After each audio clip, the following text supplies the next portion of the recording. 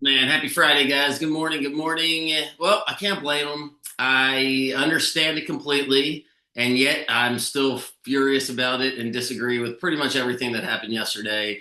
But Mike Elias has extended his contract as the general manager for the Baltimore Orioles for 3 years, 4 years, because he just brought in a bunch of 18 and 19-year-old kids. So how you going to fire him as he's working through the player development process that he has created here in Baltimore as he sends Rubenstein and the ownership hundreds of pages of documents showing all kinds of statistics about all of his new toys, 17 of them to be exact. And if you're an actual Orioles fan who's been through this craziness for the better part now of however many years, I mean, he's been here since the 2019 season, and we haven't been good since 26. It's been a rough go here, and that yesterday just sucks. If you're trying to spin it to a positive, you're a better person than I am. There's nothing positive about what happened yesterday. Every single thing he did yesterday was designed to keep his job, and I don't even know if I blame him. If I were him, I guess I'd do the same thing. But that's what he did yesterday. He brought in absolutely zero players that will contribute next year or even in 2027. The best part about what he did yesterday, from his perspective, is now he literally can't be fired. Like, that is what he accomplished because he brought back 17 guys just by pure, probability and where these guys are ranked in the system, right? Their rankings. This guy's ranked this guy's ranked that. Somebody's going to be good. A few of these guys will be good at some point in 3 years. So it makes it a lot easier for him to keep his job. And that's what I feared a couple months ago when I said he has to be fired now, because if you make him in charge of the deadline, he's just going to keep everything. He's just going to keep all of the younger players, right? And not try to make a push, which I guess you can't blame him since the team's 50 and 59.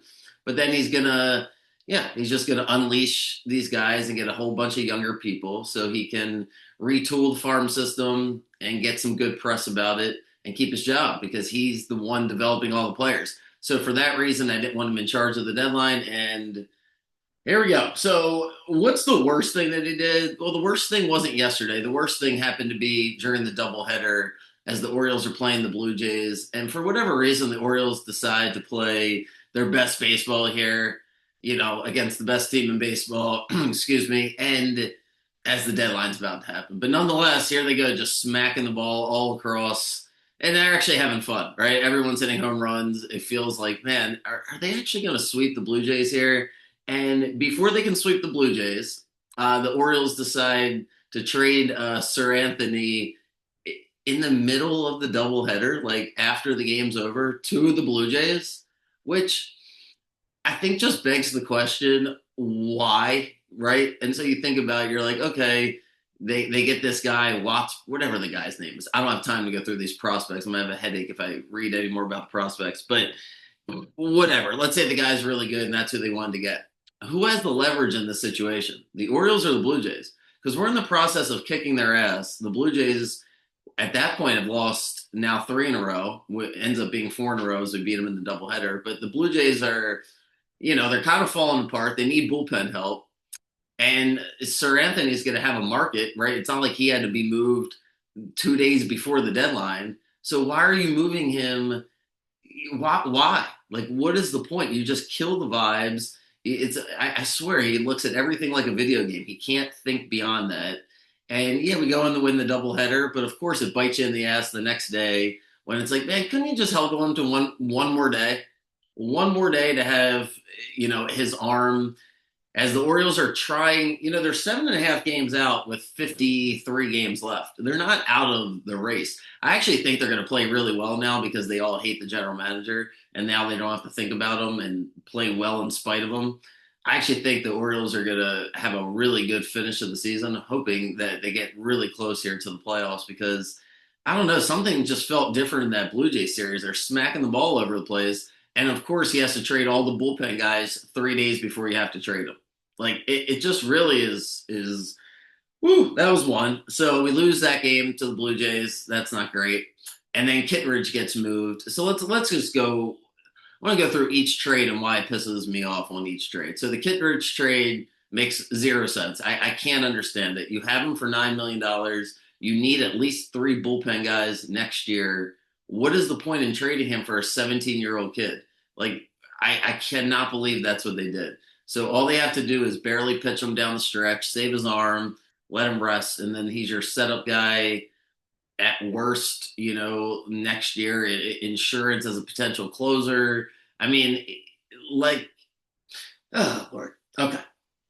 So we trade him. But it's kind of just like an embarrassing trade because they can't make the trade until he flies with us, then checks into the hotel with the Orioles, only to be told a half hour later he's traded to the Cubs, who were playing this weekend. So he switches hotels, and it just adds to the clown show. So there's one trade. The Ramon Arias trade, same logic as the Kittredge trade, which is no logic, just stupid, saving money. Like that's what we're doing right now is saving money for the rest of this season. So Elias can have on his record so he can go to the bosses and say, look, I'm saving you money. One of the things the Orioles media people, as they tweet out all the trades, they didn't talk about any of the money. Like who's paying the rest of these contracts. Part of the reason that you can move these guys and still get a prospect or two is because the teams ate the money. That's just the nature of the business. Like the Orioles offer these guys significant contracts. That's why Sagano couldn't get moved because the Orioles don't want to. If like they can't get rid of the money, that's what we're doing. We're worrying about the money. So the spin on the Ramon Arias is he would have cost I don't know $4 or $5 million next year as a utility guy, and we probably have somebody that can be just as good for cheaper. Like think about what you're saying when you say that. Like it just sounds ridiculous. Like we're worrying about the owner's money on the margins for an unproven guy that we hope is just as good as a guy that we know we have, that everybody likes, that plays every single position, could play first base if you really need him to, is a gold glover at third base. It makes no sense. Of course, they trade him for God knows who. There goes Arias. So those were the first two. And then when you go to yesterday, it just I don't know. I can't believe people would actually really, I guess you want access to the Orioles, and that's the only excuse I can give you. But for fans, I just think it's embarrassing when you're like, look at the haul that the Orioles got for the Padres. What a great job. Like, look at the haul. All they got was the second, third, and fourth round picks of the guys the Padres drafted last year. Like, sure. You're telling me some random scout, some guy on the payroll that makes 50 grand on any baseball team couldn't have done what Elias did yesterday, which is dangle the Orioles' two best players that can play multiple positions, that have expiring contract in O'Hearn's case, and then a team-friendly deal in Laureano. I mean, the Laureano deal it's so silly how people try to bend over backwards to defend the Orioles trade yesterday and be like, look at the haul, look at the haul, look at the haul. It's just goofy. Like, yeah, they got unproven guys. Holy moly. They got guys that were drafted high. Like, that's what they did. And then a bunch of guys that were really good at shortstop when they were kids. That's Elias's game plan. How do I get as many freaking shortstops as I possibly can and see if I can convert them to other positions, even though we have. Oh man, I when I saw the trade and I'm like, they get this left-handed pitcher and everyone's like, oh, he's 6'8", he's this. I'm like, great, awesome. Like, does Elias get credit for making that trade? Are you saying that's it? Just whew, it really was a terrible, terrible day for the Baltimore Orioles, a depressing day for the Orioles. So let's just go deep into the O'Hearn situation before we get to Laureano. The O'Hearn you can justify on the simple fact of the depth. So Kobe Mayo has switched his stance around. He's done a 180 here. He's swinging the bat completely differently. The results are showing. So if you want to invest in him, fine. Like and you still have Mountcastle and you have Basayo coming up. So if that's the decision you want to make, then you can like it, but you don't have to like it, but you can understand it. Fine, whatever. Maybe O'Hearn peaked this year. Laureano is crazy. That is just crazy because you're sending a complete wrong message to the young guys in the locker room, to the fan base, and to the rest of baseball. Not to mention, it just makes no sense for the roster. So he's your best player this year. I don't know if it's arguable. You really got to twist yourself to go for Jackson or Gunner. Westberg, they're all probably better players than him. They're all younger. They all have more potential. But Laureano is just fantastic. He is absolutely so just great in every single thing he's doing. It's like low hanging fruit if you're covering the Orioles every day to just keep praising him, even though it's accurate because he's the lone bright spot. He's been him and Trevor Rogers are the two things that Elias has gotten right, and now he punted on Laureano. Laureano's going to make $6.5 million next year, and we just got rid of him, and that's why we got the big haul. O'Hearn wasn't going to get the big haul. It probably felt underwhelming, so they wanted to get the big trade, to get the big publicity, to get the big headlines. So they have to throw Laureano in there, and the Padres. Yeah, sure. If I'm the Padres, I did exactly what the Orioles just didn't do last year, right? The Padres fortify their team. They get rid of an 18-year-old kid in single A who's considered one of the best players, one of the best prospects to get Mason Miller. When the Orioles refused to do that last year, which would have fortified their bullpen when they didn't have Batista, Mason Miller's under control for a whole bunch of years. But the Orioles won't trade their young guys last year. And then this year, they trade their best player, Laureano, who's under team control. And you want me to, somebody's supposed to be happy about this? Like, oh, the farm system's healthy. Just, if you want to be contrarian today and support the Orioles, then just imagine that they're going to go on a 40-15 run and still win 19 games, or 40-13 run and win 90 games, because that's the only way you can really still be happy about the Orioles. Is like, I believe in the core that we have, but if you go through the team, you're like, Laureano is the one player that they need for next year. That he's the one player where you're like, hopefully Calzer can handle center field. Most likely he can. O'Neill's in right field, I guess. That he's most likely going to be here. And then it's like, all right, who's our left fielder going to be? Like, not sure. Plus, O'Neill's probably going to get hurt. Calzer has a history of injury so far. Oh, do we have anybody who's just cheap?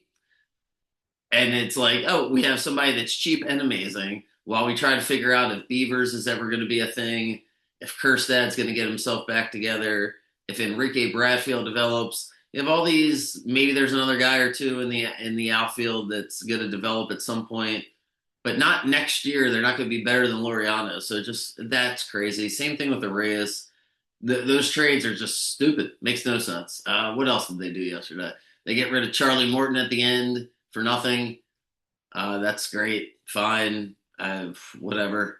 Like, just embarrassing. Just absolutely embarrassing. And then the Cedric Mullins trade, which I guess I understand. It's in the same category as Ryan O'Hearn, where you can justify it based on the team. But yeah, just another disappointment, basically. Just another footnote to add to what's been one of the worst runs you can really argue. I know close to home here because you're Orioles fans, I'm Orioles fans, but I mean, look at you just watch professional sports and you're like, man, this would be like the Lions winning 5 games this year, 6 games this year.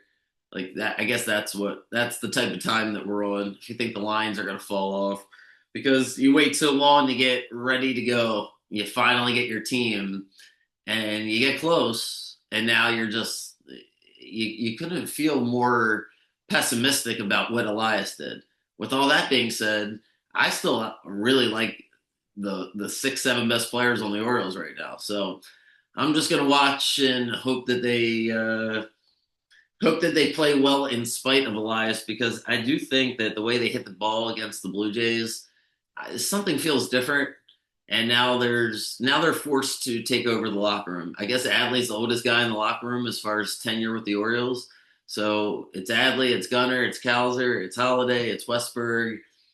It is what it is. O'Neill's in there, and Mountcastle's coming back, and they're just gonna have to hope that, like I said, one of those outfielders pops.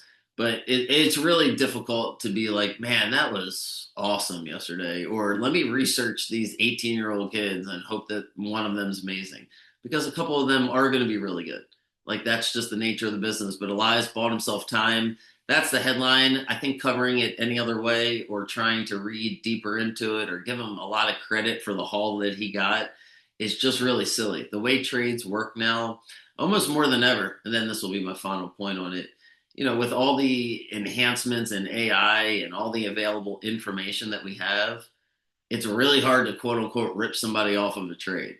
A lot of these trades, whether it's draft picks or whether it's actual players being traded, it's very much agreed upon what the trade value is for these players. Like it just kind of is what it is. Like that's how things have evolved over the years with general managers, where there's just a lot of groupthink. A lot of people are using the same data, and there's a lot of data driven, especially Elias. So to be like, yeah, he got the Padres second, third, and fourth round draft picks from last year, as if someone else couldn't have done that. That's where you make a mistake. What you get credit for as a general manager is what he did by getting Laureano. So to punt on that, that's been the story of the Elias regime, basically, which is he makes a couple really good moves where it's like, man, he must got a good eye for talent. Danny Coulomb, right? Brings him in, now he's gone. And you're just like, what exactly is the process here? I'm not sure, except for the fact that he wants job security. So he got it. Good for him. Orioles at Chicago today. We still keep Sagano and we keep Trevor Rogers. I think Rogers is pitching today. So it's Rogers today, Sagano tomorrow. Still got Kramer, got Bradish and Wells coming back. I don't know. I have a feeling they're going to play really good baseball here over this road swing with the Cubs and the Phillies. Then they come home for the Athletics before they get the Mariners.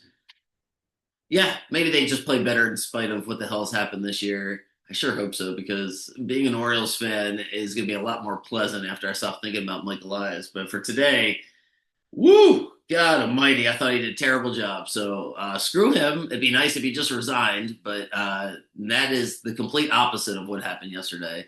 He did not go all in for 2026. Instead, he is basically here forever. So great. All right, have a good day. On positive, NFL is starting. I can't wait to start breaking down all the preseason stuff, see what is happening. Just a lot going on. A lot of groupthink, though, because the AFC is repeated last year, which never happens. Is it going to do it 3 years in a row with Chiefs, Ravens, Bills, and Texans? That literally, I got to look back if that's ever happened 3 straight years. So it's happened 2 years in a row where you didn't think it was going to happen last year. You're trying to figure out the outlier, but Texans won their division. Chiefs always win their division, apparently. Ravens came through again to win their division. And yeah, the Bills have a lock on the East. And then you go to the NFC and you're kind of in the same boat you were last year, where it feels like, you can pick a lot of different teams. I guess you can go with the Eagles, just bringing everybody back and just keep it simple and say the Eagles are the best team. But outside the Eagles, if you put them to the side, start making arguments all over the place. Lions replaced a lot on their offensive line and their coordinators. And then there's a couple frisky picks that people like. It seems like everyone likes the Rams. So, all right, I will get into that start next week. Oh boy. All right, go Orioles. Have a good day. If you disagree with me, I'm happy to hear it. Please. I thought about this. I can't see it any other way. I thought it was terrible. I thought Elias is terrible. But I have a feeling the Orioles are going to win this series against the Cubs. So, all right, see you guys.